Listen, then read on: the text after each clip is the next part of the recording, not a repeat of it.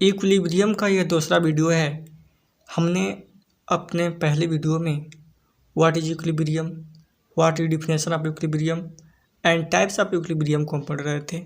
Types of equilibrium में हमने types को 5 भागों में वर्गीकरण किया था। पहले और दूसरे भाग को हम पढ़ चुके थे। तीसरे भाग को वर्गीकरण 2 भागों में हुआ है।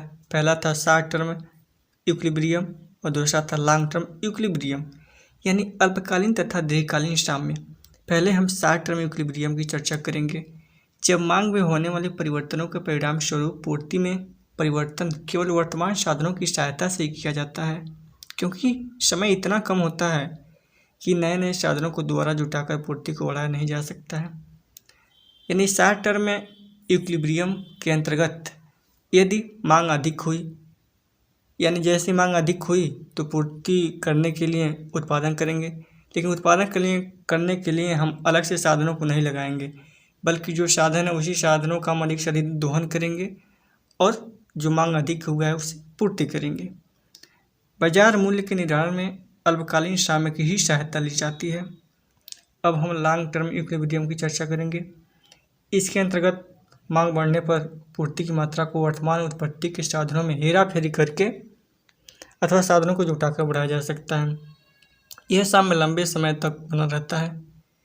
Long term equilibrium short term equilibrium के बिल्कुल विपरीत है, क्योंकि इसमें यदि मांग अधिक होता है तो उस मांग अधिक को पूरा करने के लिए हमें प्रोडक्शन करना होगा। अब प्रोडक्शन करने के लिए या तो वर्तमान साधन है उसी साधन को हेरा फेरी करके प्रोडक्शन करेंगे, या अलग से साधनों को जुटाकर प्रोडक्शन बढ़ाया जाएगा।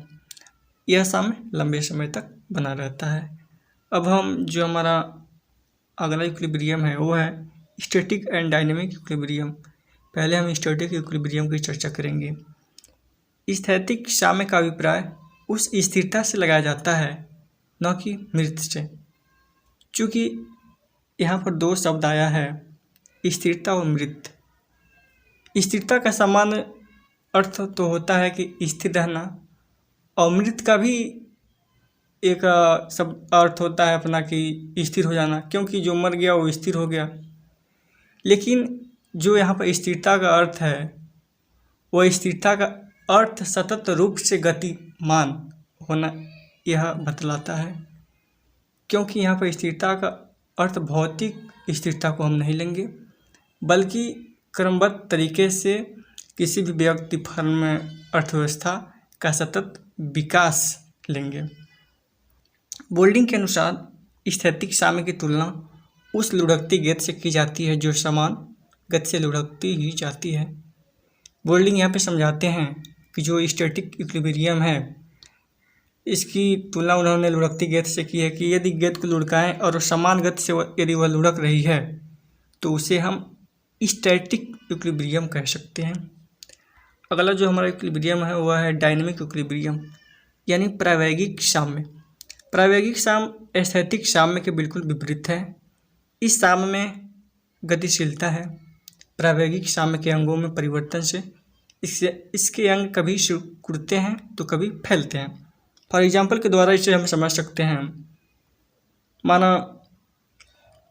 मांग एवं पूर्ति के साम्य की अवधि 1 माह तक होती है और स्थिति 1 माह के बाद भंग हो जाती है, तो इस दशा को प्रावैगिक साम्य कहते हैं। यानी जैसे ही मांग और पूर्ति की साम्यता भंग हो जाती है उस सिचुएशन को हम जो है उसे डायनेमिक इक्विलिब्रियम कहेंगे। समझिए यह कि प्रतिदिन जो है 100 इकाई की मांग है और 100 इकाई की पूर्ति हो रही है, प्रति अगले दिन भी 100 इकाई की मांग है, 100 इकाई की पूर्ति हो रही है, यानी सतत रूप से मांग और पूर्ति हो रही है।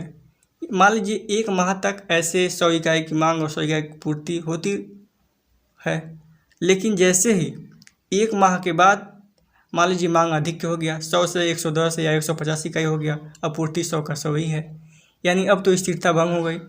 तो जब स्थिरता भंग हो जाती है तो उसे हम कह सकते हैं गतिमान साम्य, यानी डायनेमिक इक्विलिब्रियम। जो हमारा अगला इक्विलिब्रियम है वह है सिंगल एंड मल्टीपल इक्विलिब्रियम, जिसे हिंदी में हम एकल या एकाकी तथा बहुल साम्य कहते हैं। पहले हम सिंगल इक्विलिब्रियम की चर्चा करेंगे। एकल साम्य में विभिन्न परिवर्तनशीलताओं के केवल एक मूल्य द्वारा संतुष्ट हो सके। एकल साम्य के अंतर्गत उत्पादन की मात्रा तथा कीमत केवल एक सूची से व्यक्त किए जा सकते हैं। इसे समझाते हुए प्रोफेसर बोल्डिंग कहते हैं, एकल साम्य का अभिप्राय संतुलन की उस धारणा से है जिसे एक ऐसे समीकरण सूची द्वारा व्यक्त किया जा सकता है जो विभिन्न परिवर्तनशीलताओं के केवल एक मूल्य द्वारा संतुष्ट हो सकते हैं। ऐसा बोल्डिंग ने सिंगल इक्विलिब्रियम की व्याख्या किया है। आगे हम मल्टीपल इक्विलिब्रियम की चर्चा करेंगे, जिसका हिंदी बहुल साम्य होता है। बहुल साम्य के अंतर्गत एक से अधिक कीमत और उत्पादन सूचियाँ साम्य की शर्तों को संतुष्ट करती हैं। मल्टीपल इक्विलिब्रियम को एक डायग्राम के द्वारा हम समझ सकते हैं। इस डायग्राम में हम देख रहे हैं एक्स एक्सिस पर क्वांटिटी, वाई एक्सिस पर प्राइस है, एमआर, एमसी और एआर खींचे हुए हैं। चूँकि हम जानते हैं कोई भी फर्म संतुलन में कब होता है, जब एमआर बराबर एमसी होता है। जब हम फर्म पढ़ेंगे तो इसमें हम इसे डिटेल से जानेंगे। देख रहे हैं एमआर एमसी तीन जगहों पर ए बी सी पर काट रहे हैं एक दूसरे को।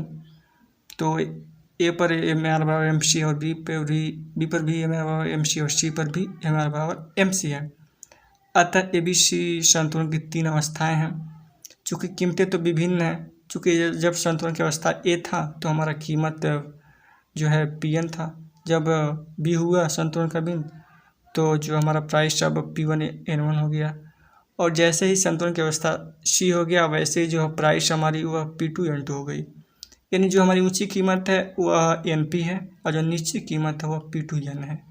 चूँकि विभिन्न प्राइस कीमतें हैं और विभिन्न प्राइस कीमतों को विभिन्न संतुलन की अवस्था है, विभिन्न साम्य के बिंदु हैं। इस प्रकार से हमने मल्टीपल इक्विलिब्रियम को एक डायग्राम के माध्यम से समझा और यहाँ पर हम टाइप्स ऑफ इक्विलिब्रियम को पूर्णतः कंप्लीट करते हैं। हमें उम्मीद है कि आप लोगों को यह वीडियो अच्छी तरीके से समझ में आया होगा। यदि वीडियो अच्छी लगी तो वीडियो को लाइक, कमेंट, सब्सक्राइब और शेयर जरूर करें।